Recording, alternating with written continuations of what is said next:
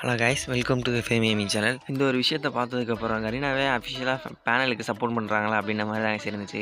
என்னென்னு பார்த்துட்டிங்கன்னா, நான் வந்து டாப் ரேங்க்கில் யார் இருக்கலாம்னு சொல்லிட்டு செக் பண்ணி பார்க்கலாம்ட்டு உள்ளே போனேன் கைஸ். க்ளோரி டைட்டில் இருந்துச்சு, அதை செலக்ட் பண்ணிவிட்டு கோ டு லீடர் போர்டுன்றதை செலக்ட் பண்ணேன். செலக்ட் பண்ணிவிட்டு ஃப்ரெண்ட்ஸில் டாப் லிஸ்ட்டில் எல்லாம் இருக்கானுங்க. அவனுங்களாம் என்னோடய ஃப்ரெண்ட் லிஸ்ட்டில் இருக்கானுங்க. அதுக்கடுத்து லொக்கேஷன் நம்ம மதுரைனா மதுரைக்குள்ளே, சென்னைனா அந்த சென்னை அந்த சரௌண்டிங்கில் யார் டாப்பில் இருக்கான்னு சொல்லிட்டு பார்க்கலாம்.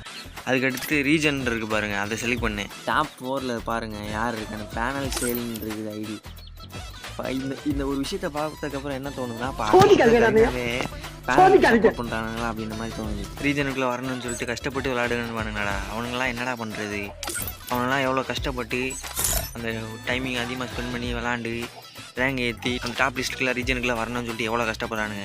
அவனுங்களெலாம் இல்லாமல் இந்த மாதிரி பேனல் சேல்ஸு இவனுங்களெல்லாம் உள்ளே விட்டுக்கிட்டு இப்போ நீங்கள் பண்ணுறதெல்லாம் பார்த்தா காசு வச்சுருக்க மட்டும்தான் இனிமேலாம் கேம் விளாட முடியும் போல். இப்போ அந்த காசு இல்லாமல் விளாட்றதுலாம் விளாட முடியாது, அப்படி தானே?